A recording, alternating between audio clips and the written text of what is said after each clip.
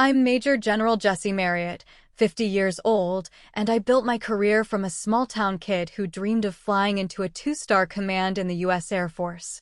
For years, I sent money home, covered bills, and tried to earn my father's respect the way I earned every promotion, through discipline and results. But at my mother's funeral, when he stood before 300 people and called me his greatest mistake, I made a choice that changed everything. Have you ever been humiliated by someone you spent your life trying to make proud?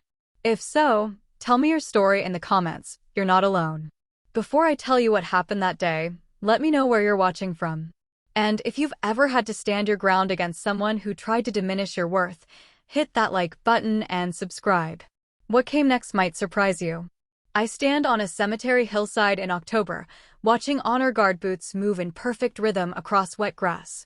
My mother's casket sits draped in an American flag, and I've positioned myself in the back row because that's what 27 years in the Air Force taught me. Observe before you act, stay calm when chaos breaks loose, and never expect your father to see you as anything but a disappointment. The folding chairs are arranged in precise lines, and Joseph Marriott, my father, sits in the front wearing his retired sergeant major uniform, every ribbon perfectly aligned. He hasn't looked at me once since I arrived. That's nothing new. When I was 8, he told me I threw a baseball like a girl who'd never amount to anything. When I was 17 and got into the Air Force Academy prep program, he said it was probably a diversity quota. When I commissioned as a second lieutenant at 23, he introduced me at the ceremony as my daughter who wanted to play with planes. My mother, Evelyn, was the one who drove 6 hours to see me get my wings. She was the one who wrote letters during my deployment to Afghanistan, who kept newspaper clippings of promotions I never told my father about, who quietly said she was proud when he was out of earshot. She worked as a nurse for 40 years and volunteered at the VA hospital every weekend, which is why there's an honor guard here at all. That, and because I made some calls. My father doesn't know about those calls. He doesn't know about a lot of things. The chaplain finishes his remarks, something generic about service and sacrifice, and then my father stands up. He wasn't supposed to speak. There's a program, an order of service that we all agreed on, but Joseph Marriott has never been good at following anyone else's plan. He walks to the podium with that same purposeful stride I remember from childhood, the one that meant someone was about to get corrected, disciplined, or dressed down. The crowd goes quiet. My aunt reaches over and squeezes my hand. She knows what's coming. We all do. Evelyn was a good woman, my father begins, his voice carrying across the cemetery. She served this community, she served veterans, she lived a life of duty. He pauses, and I can see him scanning the crowd, landing on me for just a second before looking away. But she carried a burden that most of you don't know about. Our daughter was our greatest mistake. She never amounted to anything. She never gave us grandchildren, never settled down, never accomplished what we hoped for her. Evelyn died worrying about her. The words land like artillery fire. I don't move. I don't blink. I've been in rooms where generals screamed at colonels, where senators questioned my judgment, where foreign officials tried to intimidate me with threats. This is just another kind of combat, and I learned a long time ago that the person who stays calm wins. My aunt's grip tightens. Someone behind me gasps. My father continues, oblivious or uncaring. She joined the military because she didn't know what else to do with herself. Never took it seriously. Never earned any real respect. I tried to guide her, tried to instill discipline, but some people just don't have what it takes. I watched the honor guard shift slightly. The officer in charge, a captain with army tabs and a ranger scroll, has turned his head toward me.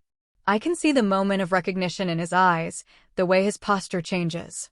He served under my command in a joint task force 3 years ago. Captain Jordan Price. Good officer. Better instincts. He steps away from the casket, moves toward the center of the ceremony space, and comes to attention facing me directly. His voice cuts through my father's monologue. General, ma'am, permission to continue the ceremony? Every head turns. 300 people in folding chairs, all moving at once, looking back at me in the last row. My father stops mid-sentence. His face goes from confident to confused to something I've never seen before, genuine fear. I stand slowly, smoothing my civilian dress uniform. I didn't wear my service dress. Didn't wear the ribbons, the badges, the stars. Wore black because that's what you wear to your mother's funeral. But Captain Price knows exactly who I am. Permission granted, Captain, I say. My voice doesn't shake. It never does. Ma'am. He salutes. I return it. The honor guard moves back into position with mechanical precision. The captain lifts the flag from my mother's casket, and the detail begins the fold. 13 folds, each one ceremonial, each one representing something: life, eternity, honor. I walk down the aisle between chairs. People stand as I pass. Some of them are veterans who served with my father decades ago, who listened to him talk about his disappointing daughter over beers at the VFW. Some of them are my mother's friends from the hospital, who heard the same stories. All of them are staring. My father has gone pale. I reach the front row and stand beside him as Captain Price completes the flag fold. He pivots, walks 3 paces, and presents it to me with the precision of someone who has done this 100 times. On behalf of the President of the United States Air Force, and a grateful nation, please accept this flag as a symbol of our appreciation for your loved one's service. I take the flag, hold it against my chest, turn to my father, and hand it to him. She was your wife, I say quietly. You should have this. His hands shake as he takes it. Someone in the crowd whispers, "Did he say General?" Another voice responds, "Brigadier General Marriott. She runs joint operations out of Peterson." My father looks at me like he's seeing a stranger. Maybe he is. Jessie, her name was Evelyn, I say. And she was worth 1,000 speeches about duty. She taught me that real strength doesn't need an audience. That honor isn't about the uniform you wear, it's about how you treat people when no one's keeping score. I step back. Captain Price directs the honor guard to present arms. Taps begins, the notes clear and lonely across the cemetery. My father sits down hard in his chair, still holding the flag.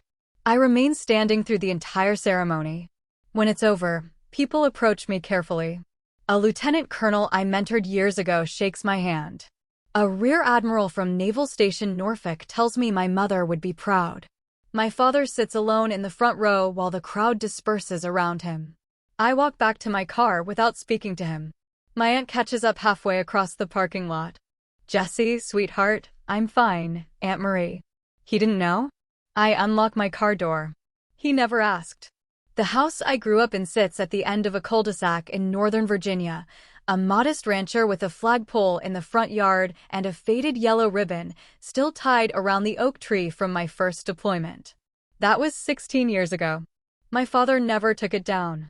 I think he liked the idea of having a daughter in the military more than he liked the reality of me. When I was young, maybe 6 or 7, I found a box of his old army photos in the garage. Him in fatigues, standing with his unit in Germany during the Cold War. He looked proud in those pictures, confident, like a man who knew exactly where he belonged. I asked him once if I could join the army when I grew up. He laughed and said, "Women don't fight. They follow." My mother corrected him gently that night at dinner, mentioning nurses in combat zones, women pilots, officers serving with distinction. He waved her off and told me I'd understand when I was older that the military wasn't about what I saw in movies, it was about discipline, sacrifice, and strength I didn't possess. I was too soft, too emotional, too female. I spent my teenage years trying to prove him wrong.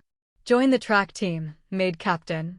Took advanced physics and calculus, graduated 3rd in my class. Applied to the Air Force Academy and got accepted on merit, not quota, despite what he told his friends. My mother drove me to Colorado Springs for in-processing. My father stayed home, said he had a conflict with his VFW schedule. He didn't. I commissioned as a 2nd lieutenant at 23 with a degree in aerospace engineering. My mother sat in the front row and cried. My father stood in the back with his arms crossed, talking to another retired NCO about how these kids today don't know what real service looks like.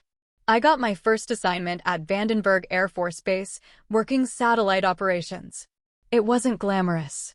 I pulled 12-hour shifts monitoring orbital trajectories, coordinated with engineers, briefed colonels twice my age who didn't like taking information from a lieutenant barely out of school.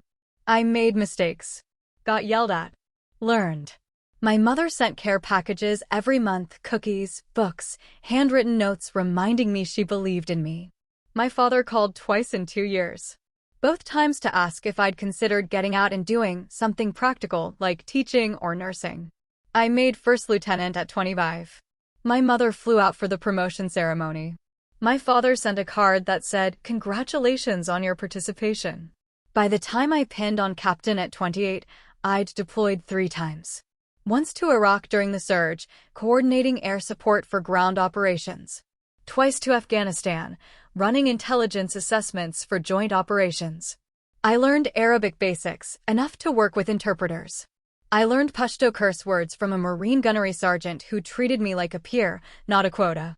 I learned how to make decisions when lives hung in the balance, how to brief generals without flinching, how to write condolence letters to families of airmen who didn't come home. My father never asked what I did overseas.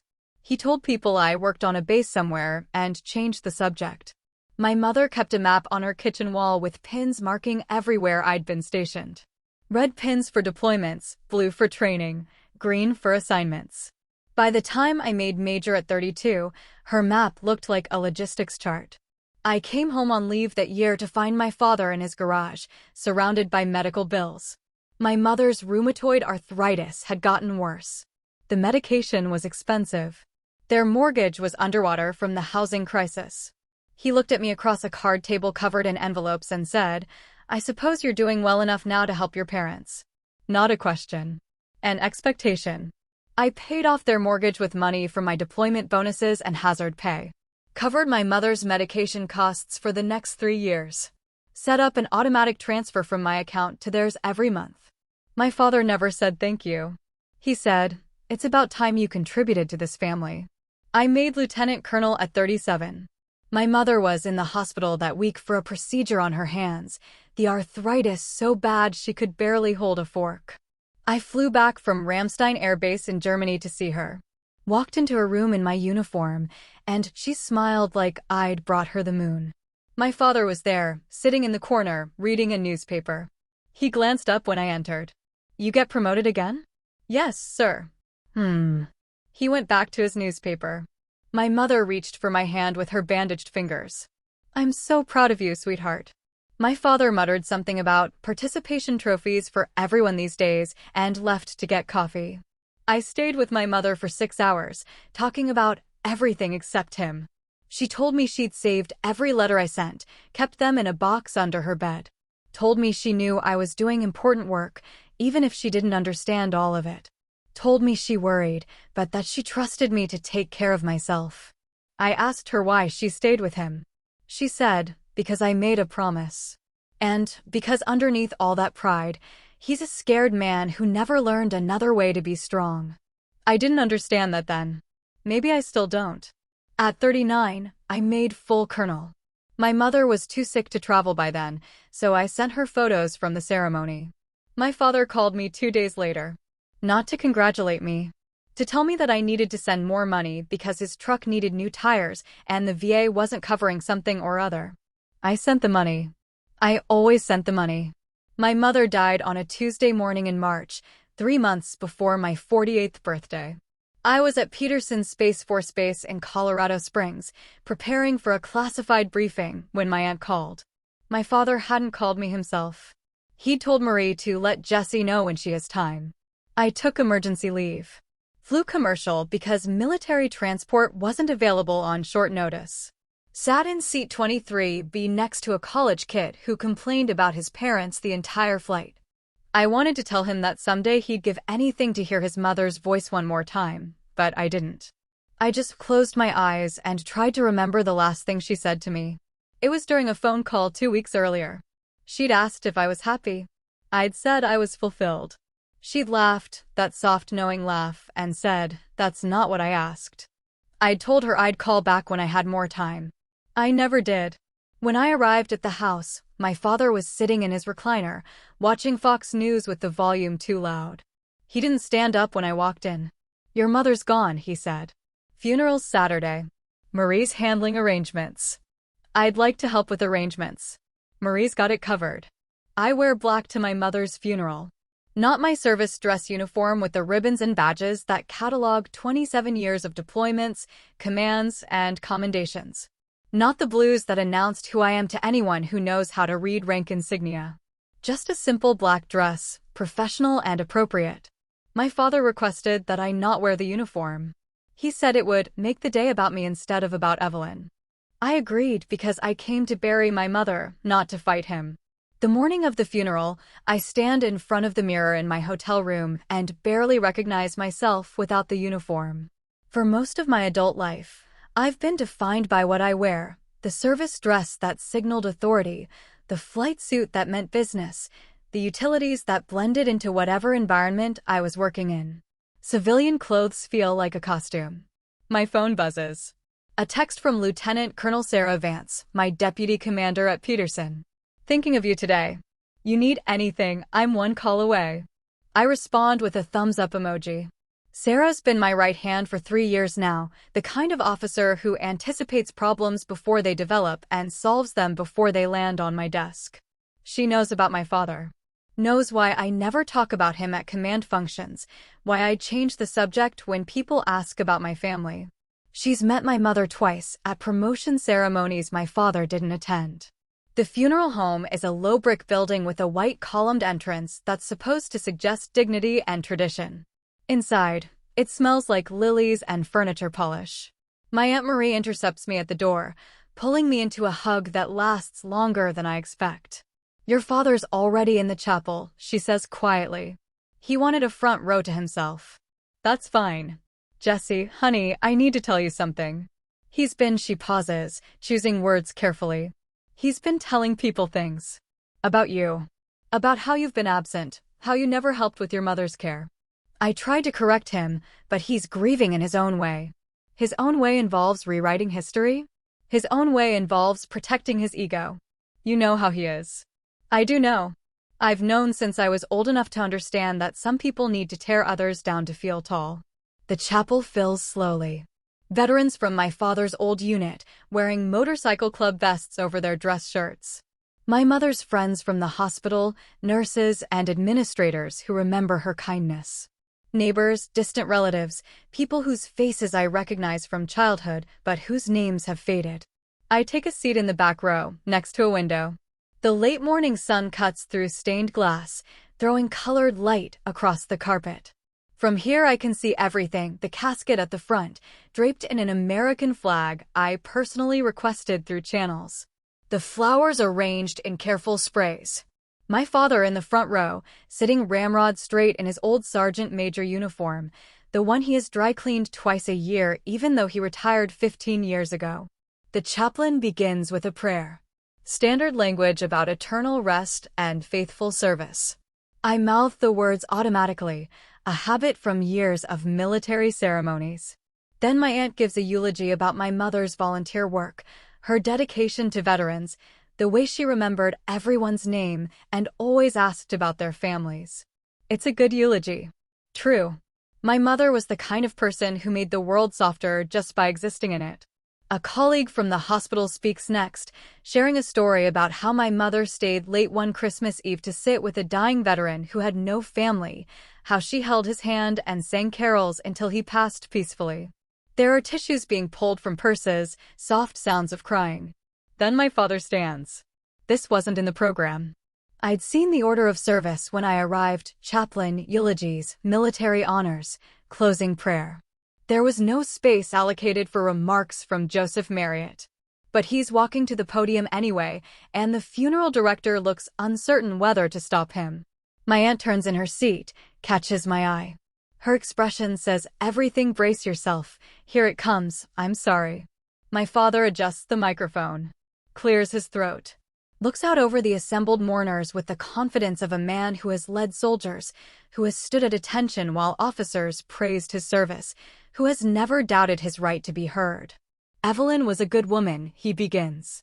His voice is strong, practiced, the voice of someone who has given speeches before. She served this community with grace. She served veterans with compassion. She lived a life of duty and sacrifice, even when that sacrifice was more than anyone should be asked to bear. I feel something cold settle in my chest. I know that tone. That's his "I'm about to make a point" tone, the one he used when I was 17 and came home past curfew, when I was 20 and told him I was commissioning instead of getting a real job. Most of you know that Evelyn and I had one child. A daughter. He pauses. Looks directly at me for the first time all day. Our daughter was our greatest mistake. She never amounted to anything. She never gave us grandchildren, never settled down, never accomplished what we hoped for her. She joined the military because she didn't know what else to do with herself. Never took it seriously. Never earned any real respect. The room has gone completely silent. Not the respectful silence of a funeral, but the shocked silence of people who can't believe what they're hearing. My father doesn't notice. Or doesn't care. I tried to guide her. Tried to instill discipline. Tried to teach her what real service looks like. But some people just don't have what it takes. Evelyn died worrying about her, wondering what would become of a daughter who drifted through life without purpose. I don't move. My hands are folded in my lap, my expression neutral. I learned a long time ago how to sit through briefings where generals questioned my competence, how to stand at attention while being dressed down for mistakes I didn't make, how to maintain composure when every instinct screamed to defend myself. This is just another test. The greatest burden Evelyn carried was the disappointment of "General, ma'am, permission to continue the ceremony?" The voice comes from the front of the chapel. Captain Jordan Price, leading the honor guard detail, has stepped away from his position beside the casket. He's standing at attention, facing me directly, his voice clear and formal. Every head in the chapel turns. 300 people rotating in their seats like synchronized machinery, all looking back at the woman in black sitting quietly by the window. My father stops mid-sentence.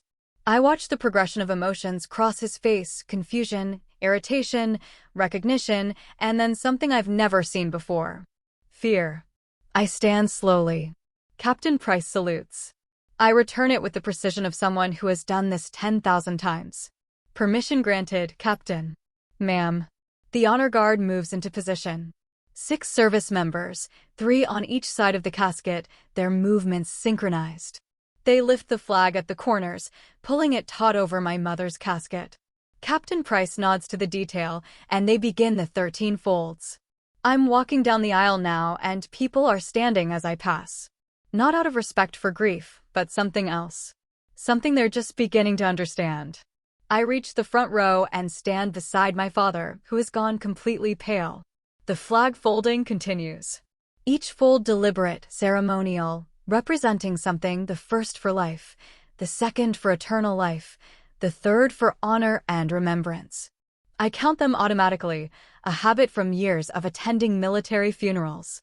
When the triangle is complete, Captain Price performs a facing movement and approaches me with the flag. His heels click together sharply. On behalf of the President of the United States, the United States Air Force, and a grateful nation, please accept this flag as a symbol of our appreciation for your loved one's service.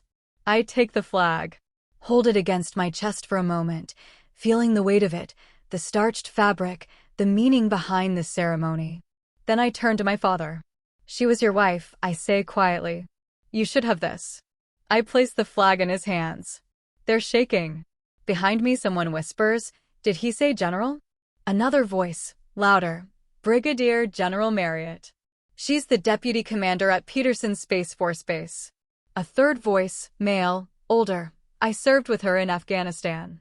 She ran air operations for the entire theater. My father looks down at the flag in his hands, then up at me. His mouth opens, but no sound comes out. Her name was Evelyn, I say, still quiet, still calm. And she was worth 1,000 speeches about duty. She taught me that real strength doesn't need an audience. That honor isn't about the uniform you wear, it's about how you treat people when no one's keeping score. She taught me that some people mistake cruelty for discipline and call it leadership. She was wrong about one thing, though. She thought you might change. I step back. Captain Price directs the honor guard to present arms. Somewhere outside, a bugler begins playing taps. The notes drift through the chapel windows, clear and lonely and final. My father remains seated, staring at the flag. I stand at attention through the entire ceremony. When the last note fades, the chaplain offers a closing prayer. People bow their heads. I keep mine up, watching the flag draped over my mother's casket, thinking about the letters she wrote, the phone calls she made, the quiet support she offered when my father's voice was loudest. The ceremony ends. People rise, gathering their belongings, moving toward the exit in the shuffling, awkward way people do at funerals. Several approach me. A lieutenant colonel I mentored at Air Command and Staff College, now running a wing at Joint Base Charleston.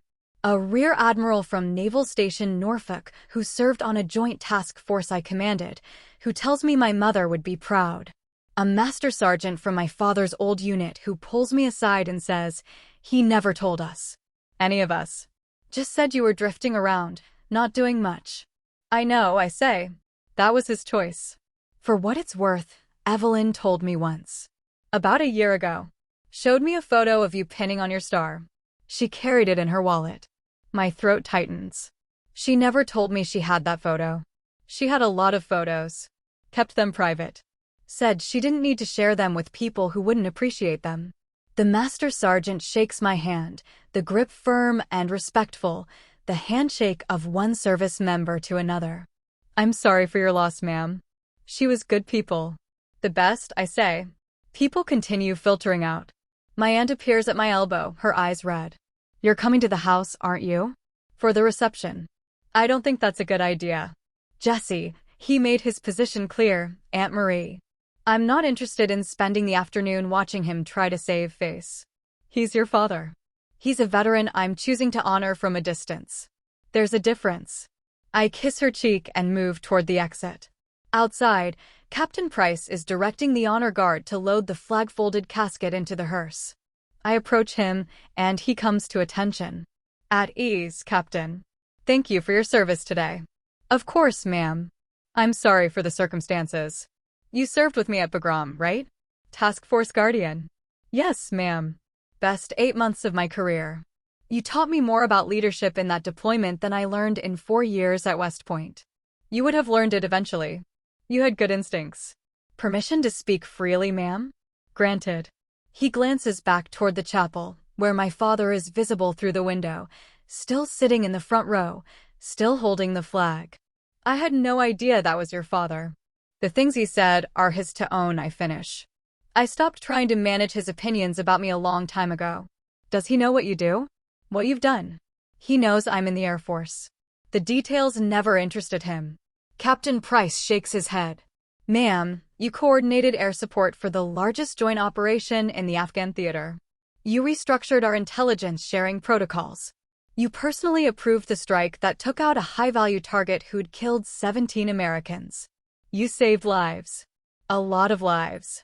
I did my job. Same as you. Same as everyone who wears the uniform. With respect, ma'am, not everyone does their job at your level. I appreciate the loyalty, but I'm tired. Tired of this conversation, tired of this day, tired of standing in a funeral home parking lot defending my career to someone who already respects it. Captain, when you make general, you'll understand that rank is just a structure. It's not who you are. It's what you're authorized to do. My father doesn't understand that distinction, and I've accepted that he never will." "Yes, ma'am." I head to my rental car. My phone buzzes again. "Sarah, how'd it go?" "Me, about as expected. Heading back to Colorado tomorrow." "Sarah, want company tonight?" "I can fly out." "Me, no. But thank you." "Sarah, call if you change your mind." I mean it. I sit in the car for a long moment before starting the engine. Through the funeral home window, I can see my father finally standing, moving toward the exit with the flag clutched against his chest. People are gathering around him, offering condolences, probably asking questions he doesn't want to answer. I drive away before he reaches the parking lot. The hotel room in Northern Virginia feels temporary in the way all hotel rooms do, generic art on the walls, climate control that never quite gets comfortable, the faint smell of industrial detergent on the bedding. I've stayed in worse places. Tents in Afghanistan where the temperature swung 40 degrees between day and night. Temporary quarters on bases where the plumbing worked intermittently. A hostel in Germany where I slept with my boots on because I didn't trust the locks. This room has functioning Wi-Fi and a coffee maker. It's luxury by deployment standards. I should eat something. Haven't had food since breakfast, and that was a granola bar at 0600 hours before I drove to the funeral home. But the idea of sitting in a restaurant, making small talk with a server, pretending to have an appetite feels impossible. I order room service instead. Soup and bread. Safe choices. Food that won't make me sick if grief decides to manifest physically. While I wait for the delivery, I check my work email. Force of habit. There are 63 unread messages from the past 6 hours. Most can wait. A few require responses, approval for a training exercise, questions about a budget allocation, a scheduling conflict for a joint operations meeting. I draft replies, keeping them brief and professional. Work is easy. Work has clear objectives and measurable outcomes. Work doesn't ask me how I feel. My phone rings. Unknown number with a Virginia area code. I consider letting it go to voicemail, but answer anyway. Marriott. Jesse? It's Marie. Please don't hang up. I close my laptop. I'm listening. Your father wants to talk to you. Then he can call me himself. He doesn't have your number. You changed it 2 years ago. I changed it because he was calling at odd hours, usually drunk, always critical. Calling to tell me I needed to send more money, visit more often, care more about the family I'd abandoned. Calling to remind me that I was a disappointment, a failure, a daughter who'd chosen a career over her duty to her parents. I changed it for a reason, Aunt Marie. I know you did. But Jesse, sweetheart, he's in bad shape. He's been sitting in Evelyn's chair since we got back from the reception. Won't eat. Won't talk. Just sitting there holding that flag. That's grief. It's normal. It's more than grief. He's scared. Scared of what? Of what you said. Of what people are saying. Half the reception was veterans asking him why he never mentioned his daughter was a general. The other half was people who heard what he said at the funeral and wanted nothing to do with him. I should feel satisfaction at this. Justice, maybe. Vindication after years of being dismissed, diminished, erased from his narrative. Instead, I just feel tired.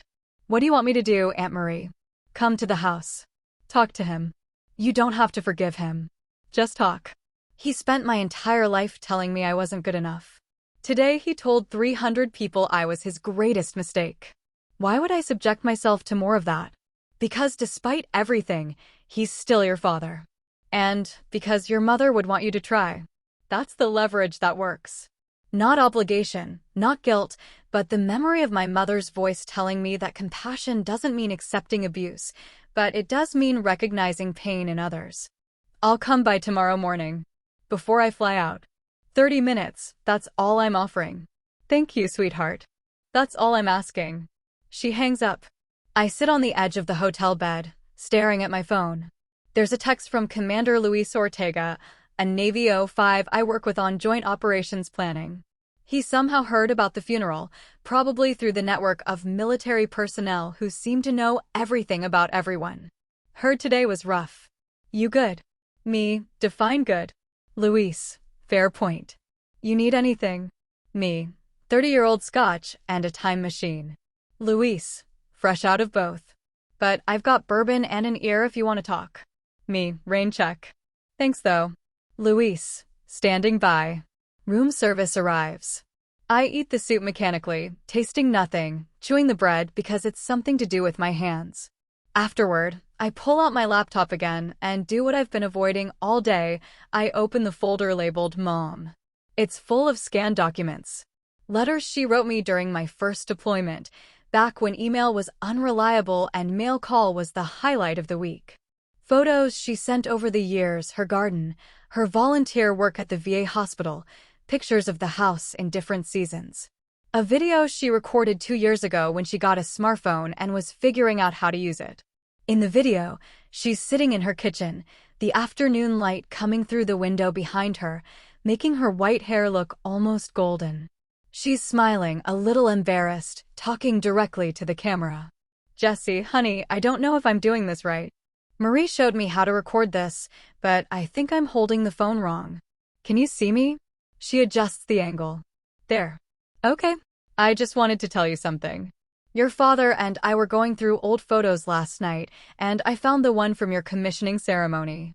You looked so proud in that uniform. So sure of yourself. And I realized I never told you properly how proud I am of you. Not just for the uniform, but for who you became despite everything. She pauses, looking off camera for a moment. Your father has his own struggles. I won't make excuses for him, but I want you to understand that his hardness comes from his own fears. He saw himself in you, the stubbornness, the drive, the refusal to quit, and it terrified him because he never had the courage to push beyond what was expected. You did. You took all that fire and turned it into something meaningful. Her eyes get a little wet. I'm rambling. What I want to say is that you don't owe him forgiveness. You don't owe him anything. But I hope someday you find peace with it all, whatever that looks like for you. Because carrying anger is like carrying a rucksack full of rocks. Eventually, it just weighs you down. She smiles again. I love you, sweetheart. I'm proud of you.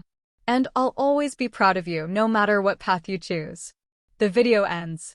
I watch it 3 more times, then close the laptop and sit in the dark hotel room, trying to remember the last time I told her I loved her. The last real conversation we had was 2 weeks before she died. She called me on a Tuesday evening, catching me between meetings. I was distracted, checking email while we talked, half listening to her tell me about a new medication her doctor prescribed. Jessie, are you happy? She asked suddenly. I'm fulfilled, I said, still looking at my screen. That's not what I asked. Mom, I'm in the middle of something. Can I call you back? Of course, honey. Talk soon. I didn't call back. Got pulled into a crisis with a training accident, then a classified briefing, then a week of operational planning that bled into 14-hour days. I meant to call. Kept meaning to call. Added it to my mental to-do list every morning and never got around to it. Now I'll never get around to it. I lie down on the hotel bed, still dressed, staring at the ceiling. Outside, traffic hums on the highway. Somewhere in this city, my father is sitting in his house, holding a flag, realizing that the daughter he dismissed is someone he never actually knew. Tomorrow I'll go see him. Not because I forgive him. Not because I think one conversation will fix 27 years of damage. But because my mother asked me to be better than my anger, and the least I can do is try. I arrive at my father's house at 0800 hours, early enough that the neighborhood is quiet, late enough that showing up won't feel like an ambush. The yellow ribbon is still tied around the oak tree, faded to the color of old newspaper. The flagpole in the front yard stands empty. My father never flies the flag anymore, says it's disrespectful to leave it up in bad weather, though I think he just got tired of the daily ritual of raising and lowering it. I sit in my rental car for 5 minutes, gathering resolve. Through the living room window, I can see movement. My Aunt Marie, probably, making coffee and trying to manage whatever emotional state my father is in. I check my phone one last time. A message from Sarah Vance. Safe travels back. We'll handle everything here until you're ready. Another from Captain Price. Ma'am, if you need anything while you're still in Virginia, I'm stationed at Quantico. 20 minutes away. I appreciate the offers, but this is something I have to do alone. I walk to the front door and knock. My aunt answers immediately, like she's been waiting right there. Thank you for coming, she says quietly. He's in the living room. The house smells the same as it always has: coffee, old wood, the faint scent of the lemon polish my mother used on the furniture every Saturday. It's disorienting, walking into a space where she lived for 40 years and knowing she'll never be here again. My father is sitting in the recliner, same spot he was in when I arrived 3 days ago. The flag from my mother's funeral is folded on the coffee table in front of him. He's wearing civilian clothes now, khaki pants, a flannel shirt, reading glasses hanging from a chain around his neck. He looks older than he did yesterday. Smaller, somehow. Jessie, he says. Doesn't stand up. I remain standing near the doorway. Aunt Marie said you wanted to talk. Yes. I did. I do. He gestures to the couch. Will you sit? I sit on the edge of the cushion, back straight, hands folded. Professional posture, even in civilian clothes. Old habits. He's staring at the flag. I didn't know, he says finally. Didn't know what? About your rank. About what you do. About any of it. You never asked. I thought, he stops. Starts again. I thought I knew. You told me you were in the Air Force, working on satellites or computers or something. You never said I was serving. You decided that meant I wasn't doing anything important. He flinches. That's not fair. Fair. The word comes out sharper than I intend. You stood in front of everyone we know and called me your greatest mistake. You told them I never amounted to anything. And now you want to talk about fair. I was grieving. I wasn't thinking, you were thinking exactly what you always think. That I'm not good enough. That I never was. That's not true. I lean forward. Dad, I made first lieutenant at 25. Captain at 28. I deployed to Iraq during the surge and ran air support coordination for an entire sector. I made major at 32 and lieutenant colonel at 37. I've served in 8 countries. I've commanded hundreds of personnel. I've briefed senators and 4-star generals. I've made decisions that saved lives and ended threats. And through all of it, you told people I was drifting, that I wasn't serious, that I was your disappointment. He's pale now, gripping the arms of the recliner. Why didn't you tell me? I did tell you. Every time I called, every time I visited. But you weren't listening. You were too busy rewriting the story to make yourself the hero and me the failure. I never meant yes, you did. You meant every word. And the only reason you're upset now is because other people know the truth. You're not sorry you hurt me. You're sorry you embarrassed yourself. The silence stretches between us. Aunt Marie has retreated to the kitchen, giving us space, though I can hear her moving around, trying to be busy and invisible at the same time. My father looks at the flag again. When he speaks, his voice is quieter. Your mother knew. Of course she knew. She kept every letter I sent, every newspaper clipping about promotions. She had photos of my change of command ceremonies. She knew exactly what I was doing. She never told me. Never corrected me when he trails off. When you lied to your friends. When you diminished my service. She didn't correct you because you wouldn't have listened. You never listened to her either. That's not true. I loved your mother. Love isn't the same as respect. You loved her, but you didn't respect her opinion when it contradicted yours. Same way you loved me but couldn't respect anything I achieved. He closes his eyes.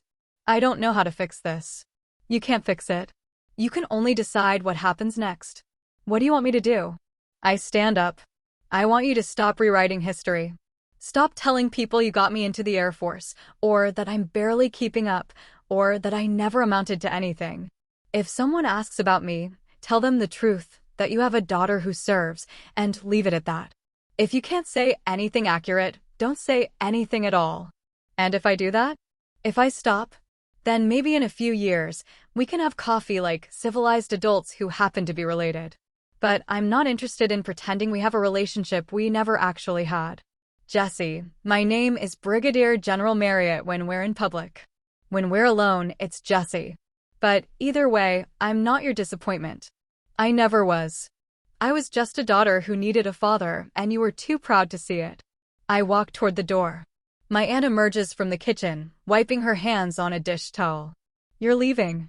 I have a flight at 1300 hours. Need to return the rental car and get through security. She hugs me, hard and long. Whispers in my ear, your mother would be proud of how you handled this. I'm not sure I handled it well. I'm just tired of handling it at all. That's wisdom, honey. Not weakness. I pull away and look back at my father one more time. He's still sitting in the recliner, looking at the flag, looking older and smaller than I've ever seen him. For a moment, just a moment, I feel something like pity. But pity isn't the same as obligation, and I've spent enough years trying to earn something from him that he's fundamentally incapable of giving. The flight back to Colorado is uneventful. Middle seat in economy, wedged between a businessman typing furiously on a laptop and a college student listening to music so loud I can hear the bass through her headphones. I close my eyes and try to sleep, but my mind won't settle. Keep replaying the conversation with my father, analyzing it like a military debrief. Did I accomplish the objective? Establish clear boundaries. Communicate expectations. Disengage from a situation that couldn't be won. By those metrics, yes. Mission accomplished. So why does it feel incomplete? I land at Colorado Springs at 1600 hours local time. Sarah Vance is waiting at baggage claim, leaning against a pillar, arms crossed, wearing civilian clothes and a knowing expression. You didn't have to pick me up, I say. I know. But I wanted to see your face, make sure you're actually okay, and not just saying you're okay. I'm okay. Liar. She grabs my bag before I can reach for it. Come on. I'm driving you home, and we're stopping for food on the way because I know you haven't eaten anything resembling a real meal in 3 days. How do you know that? Because I know you. When things get complicated, you forget about basic human needs like food and sleep. It's a terrible habit for a general officer. We walk to her car, a sensible Subaru covered in a thin layer of dust from Colorado's perpetual dryness. She throws my bag in the back and starts driving, not toward my house, but toward a diner on the north side of town. I'm not hungry, I say. Don't care. You're eating anyway. Consider it an order from your deputy commander. That's not how chain of command works. Today it is. The diner is one of those places that's been around for 40 years, unchanged except for the prices. Red vinyl booths, laminate tables, a menu featuring breakfast served all day. We slide into a corner booth, and Sarah orders coffee for both of us without asking. Talk, she says. About what? About whatever you need to talk about. Or don't talk. Just sit here and eat pancakes. Your choice. The waitress brings coffee. I wrap my hands around the mug, letting the heat seep into my palms. He didn't know, I say finally. Your father. About my rank. My position. Any of it. He genuinely thought I was just some mid-level officer floating around, not doing anything important. Sarah's quiet for a moment. How's that possible? You've been promoted how many times? 6 times since I made captain. He never asked for details. I stopped offering them. She pauses, choosing words carefully. That's his loss. You know that, right? Intellectually, yes. Emotionally, it's more complicated. What did you say to him? At the house this morning. I tell her about the conversation. The boundaries I set, the expectations I laid out, the way I walked away from any possibility of the reconciliation everyone expects in stories like this. Sarah listens without interrupting, the way good officers do when someone needs to process information out loud. When I finish, she nods slowly. You did the right thing. Did I? Or did I just give up? There's a difference between giving up and recognizing a situation that can't be fixed. You spent 27 years trying to earn approval from someone who is never going to give it. That's not your failure. That's his. My mother would say I should try harder. Be more patient. Your mother is gone. And with all respect to her memory, you don't owe your father patience he never extended to you. The pancakes arrive. I eat mechanically, not tasting much, but Sarah's right, I needed food. My blood sugar was probably in the basement. We sit in comfortable silence for a while. Then Sarah says, what happens now? Now I go back to work. Focus on the things I can control. Run my command. Mentor officers who actually want to learn. Live my life. And your father? He can live his life too. Separately from mine. You're sure about that? I set down my fork. Sarah, I coordinated air operations for the largest joint task force in the Afghan theater. I restructured intelligence sharing protocols across 4 agencies. I've briefed the Secretary of Defense. I've made decisions under pressure that most people can't imagine. But I can't make my father see me as anything other than a disappointment, and I'm done trying. Okay, she says simply. Just wanted to make sure you'd thought it through. I've thought about nothing else for the past 72 hours. Then I'm satisfied. Finish your pancakes.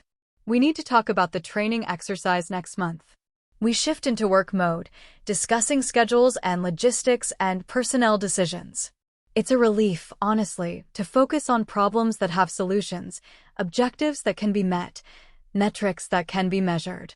By the time Sarah drops me off at my house, a small ranch I bought 5 years ago, close to base, decorated minimally because I'm never there long enough to accumulate much, it's dark. I stand in my driveway for a moment, looking up at the stars. Clear night, no moon, the kind of sky that makes you understand why humans built telescopes and rockets and dreamed of flying. Inside, I unpack methodically. Dirty clothes in the hamper. Toiletries back in the bathroom. The funeral program goes in a drawer with other documents I don't want to look at but can't bring myself to throw away. My phone buzzes. Text from Commander Luis Ortega. You survive. Me, barely. But yes. Luis, good. Need you functional. Got questions about the Joint Ops Plan. Me, send them over. I'll review tonight. Luis, tonight? You just flew back from a funeral. Me, work helps. Luis, fair. Sending now. I open my laptop and spend the next 3 hours reviewing operational plans for an upcoming exercise. It's complex, detailed work that requires focus and precision. It's also exactly what I need, a problem I know how to solve, a mission with clear parameters, a world where competence matters and legacy doesn't. Around 2300 hours, I finally close the laptop and get ready for bed. But sleep doesn't come easily. I lie in the dark, thinking about my mother's video, her voice telling me that carrying anger is like carrying rocks.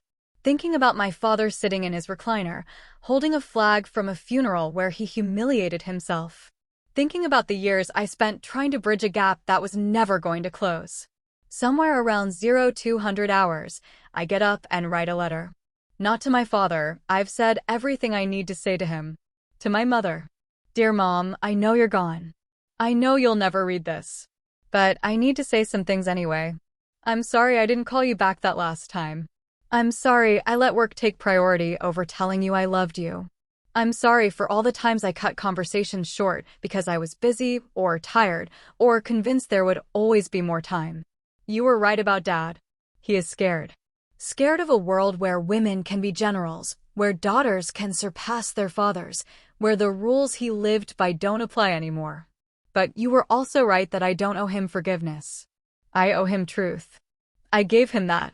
Whether he accepts it or not is his choice. I want you to know that I'm okay. I'm more than okay. I built a career that matters. I lead people who respect me. I make decisions that save lives. I became the kind of officer who treats subordinates with dignity, who listens before speaking, who admits mistakes and learns from them. I became everything Dad couldn't see and everything you knew I would be. I'm not carrying the rocks anymore. I set them down. I miss you. I wish you were here to tell me I did the right thing. But I think you'd be proud anyway. Love, Jesse. I fold the letter, put it in an envelope, and tuck it into the drawer with the funeral program. Then I finally sleep. 6 months pass. I don't hear from my father. Don't expect to. Life continues in the steady rhythm of military service, command briefings, training exercises, personnel evaluations, operational planning. I mentor a young captain who reminds me of myself at that age, ambitious and uncertain, trying to figure out how to lead without losing herself. I attend a change of command ceremony for a colonel I served with in Afghanistan, watch her pass the guidon to her successor with the same mixture of pride and exhaustion I remember from my own changes of command. Work expands to fill the available space. It always does. In July, I get a call from Aunt Marie. I almost don't answer, but something makes me pick up. Jesse? It's Marie. I'm sorry to bother you. You're not bothering me. What's wrong? It's your father. He's in the hospital. Heart attack. They think he'll be okay, but it was serious enough that she pauses. I thought you should know. I'm sitting at my desk on base, surrounded by classified documents and operational plans. Outside my window, I can see airmen running PT, the morning sun glinting off the mountains. How serious? Serious enough that they're keeping him for observation. Serious enough that he asked me to call you. He asked you to call me? He did. Said he wanted to see you if you had time. I look at my calendar. Wall-to-wall meetings for the next 2 weeks, a congressional visit, a joint training exercise that's been planned for months. I could delegate some of it. Sarah's perfectly capable of handling most of my daily responsibilities. But the question isn't whether I can go. It's whether I want to. I'll try to get out there next week, I hear myself say. Thank you, sweetheart. I know it's a lot to ask. It's fine. Send me the hospital information. She does. I hang up and stare at the phone for a long moment, then call Sarah. I need to take a few days next week. Personal matter. Your father. How did you, because you sound exactly like you did the last time something involved your father. Want company? No. But thank you. Offer stands. And Jesse? Whatever you decide to do when you get there, it's the right choice. Trust yourself. I fly commercial again, arrive in Northern Virginia on a Tuesday evening. Rent a car, drive to a hotel, spend a restless night trying to convince myself this isn't a mistake. Wednesday morning at 0900 hours, I walk into the cardiology wing of Fairfax Hospital. My father is in room 412, and when I knock, Aunt Marie opens the door. He's awake, she whispers. Tired, but awake. She slips out, leaving me alone with him. He looks diminished in the hospital bed. The four-line, the heart monitor, the thin gown, all of it strips away the military bearing he wore like armor. His hair is thinner than I remember, more gray than brown now. His hands, folded on top of the blanket, have age spots I'd never noticed. Jesse, he says. His voice is rough. You came. Aunt Marie said you asked for me. I did. Wasn't sure you would. I sit in the chair beside the bed. I wasn't sure either. He nods slowly, like this is exactly what he expected. They tell me I need to change things. Diet, exercise, stress. Said this was a warning shot. They're usually right about that. Yeah. He's quiet for a moment, looking at the ceiling tiles. I've been thinking a lot. About what you said. About what I did. I wait. I was wrong, he says finally. At the funeral. Before that. All of it. I was wrong. Okay. That's all you're going to say? Okay. What do you want me to say, Dad? That it's fine? That we can move past it? I can't give you absolution for 27 years in one hospital visit. I don't want absolution. I want you to understand why. Why doesn't change what happened? No. But maybe it explains it. He shifts in the bed, wincing. I wanted a son. I know that's not fair, I know it's not your fault, but that's the truth. I wanted a son I could teach, mold, turn into a soldier. When you were born, I tried to do that anyway. Tried to make you tough, make you strong. But you were always your mother's daughter, soft where I wanted hard, emotional where I wanted disciplined. I am disciplined. I just learned a different kind of discipline than you taught. I know that now. But back then, I saw you wanting to fly planes and thought it was a fantasy. I saw you joining ROTC and thought it was rebellion. I saw you getting promoted and thought it was luck or quotas or anything except what it actually was, skill and dedication and hard work. Why couldn't you see it? What about me made it so impossible to believe I was capable? He's quiet for so long I think he might not answer. Then, because if I admitted you were better than me, I'd have to admit I wasted my potential. I made Sergeant Major and stopped. Told myself that was enough, that I'd gone as far as an enlisted man could go. But I could have tried for a commission. Could have pushed harder, reached further. I didn't. And when you did, when you kept climbing past everything I'd ever achieved, it made me face the fact that I'd settled for comfortable instead of pursuing excellence. This is the most honest thing he's ever said to me. So you tore me down to avoid confronting your own choices. Yes. That's not an explanation that makes it better. I know. I stand up, move to the window. Below, the parking lot is filling with morning visitors. What do you want from me, Dad? Why did you ask me to come here? I want to know if there's any chance we can start over. Start over? We can't erase history. No. But maybe we can try something new. Maybe I can learn who you actually are instead of who I decided you should be. I turn to face him. That would require you to listen. Actually listen, not just wait for your turn to talk. It would require you to accept that my life, my choices, my career are valid even if they don't match your expectations. It would require you to stop rewriting history to make yourself the hero. I can do that. Can you? Because the first time something challenges your worldview, the first time I tell you something that doesn't fit your narrative, you'll go right back to dismissing me. That's your pattern. Then let me prove I can change. Why should I give you that chance? Because despite everything, I'm still your father. Because your mother would want you to. And because maybe you're curious whether an old man can actually learn new tricks. He almost smiles at that last part. Almost. I sit back down. If we do this, we do it on my terms. You don't get to question my choices. You don't get to offer unsolicited advice about my career. You don't get to tell people stories about me unless they're true and you verified them. And the first time you cross those boundaries, I walk away. Permanently. Deal. I mean it, Dad. One violation, and we're done. I understand. I agree. We sit in silence for a while. The heart monitor beeps steadily. Somewhere down the hall, a cart rattles past. Tell me about your job, he says finally. What do you actually do? You really want to know? I really do. So I tell him. Not everything, much of it is classified, but enough. I tell him about coordinating air operations, about the balance between mission objectives and personnel safety, about the complexity of joint operations where Army, Navy, Air Force, and Marines all have to work together. I tell him about the officers I mentor, the decisions I make, the weight of command. He listens. Actually listens, asking questions that suggest he's processing information instead of waiting to argue. When I finish, he's quiet for a long moment. Your mother knew, he says. She tried to tell me, but I wouldn't listen. She knew a lot of things you wouldn't listen to. Yeah, I'm figuring that out. A nurse comes in to check his vitals, giving us a natural break. When she leaves, my father says, "Will you come back? After today? Maybe. If you keep your word about boundaries." I will. Then maybe. It's not forgiveness. It's not reconciliation. It's just the smallest possible opening, a crack in a door that's been closed for decades. Whether it opens further depends entirely on whether he can follow through. I leave the hospital an hour later. Aunt Marie walks me to the elevator. "Thank you for coming," she says. "I didn't do it for him." "I know.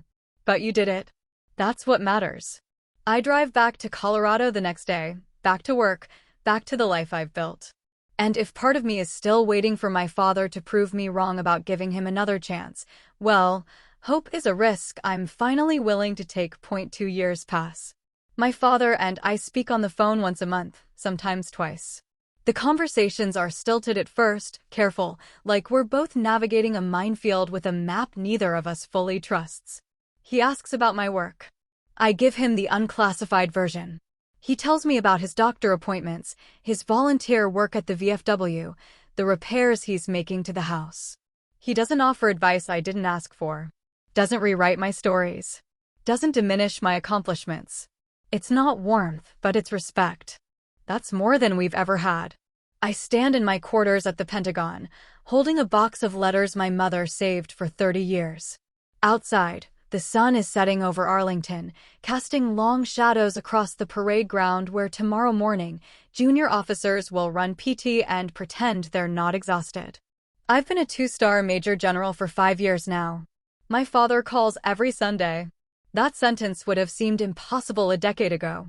After my mother's funeral, after my father stood at a podium and called me his greatest mistake, after an Army captain addressed me as General, ma'am, in front of 300 witnesses, after I walked away from the man who spent my entire life dismissing everything I achieved, I didn't expect reconciliation. Expected silence. Expected the same pattern we'd maintained for years. Me sending money, him sending criticism, both of us pretending we had a relationship. But 6 months after the funeral, he had a heart attack. Aunt Marie called, said he'd asked for me. I flew to Virginia, sat in a hospital room that smelled like disinfectant and fear, and listened to him say the words he'd never said before. I was wrong. Not, "I'm sorry you took it that way." Not, "I didn't mean it like that." Just, I was wrong. I told him I couldn't fix 27 years in a hospital visit. Told him if we tried again, it would be on my terms, no rewriting history, no unsolicited advice, no crossing boundaries. One violation and I'd walk away permanently. He agreed. I left uncertain whether an old soldier could actually change his programming. For 2 years, we spoke once a month. Careful conversations. Weather, work, surface-level updates. He sent emails, awkward forwards of Air Force articles with subject lines like, "Thought you'd find this interesting." I responded briefly. Sometimes sent articles back. It became a strange dialogue conducted through links and two-sentence replies, both of us learning a language we'd never spoken. Then he called on a Tuesday evening. Asked if I'd come to a Veterans Day ceremony where he was speaking. Said he wanted to tell the truth this time, about his daughter, and thought I should hear it. I almost said no. Almost told him I didn't need public validation from a man who'd privately destroyed me for decades. But something in his voice, not pleading, just honest, made me book a flight. The ceremony was at Arlington, small amphitheater, maybe 200 people. I wore my service dress uniform. Full ribbons, badges, the single star marking me as Brigadier General. Not hiding anymore. My father walked to the podium in his old sergeant major uniform and said, "I'm not here to talk about my service today. I'm here to talk about what I got wrong." He told them everything. How he dismissed my commissioning, minimized my deployments, convinced himself my promotions were inflated peacetime ranks. How he'd stood at his wife's funeral and called his daughter his greatest mistake. How an army captain had stopped the ceremony to address me as General, ma'am, and he'd realized that while he'd been busy dismissing me, I'd become someone who commanded air operations, briefed senators, saved lives, earned respect from every service member I worked with. "You are not my mistake," he said, looking directly at me. "You are my daughter. And I am proud of you." The amphitheater went silent. My aunt cried. Veterans nodded. My father had just done publicly what he'd never done privately, acknowledged the truth.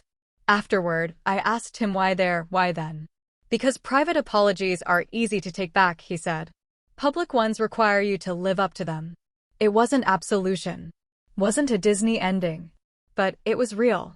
We had lunch at a diner, conversation stilted and awkward. At his house, he showed me a box my mother had kept under her bed, every letter I'd sent her, every promotion announcement, every newspaper clipping documenting a career he'd refused to see. He gave me the box. Said she'd want me to have it.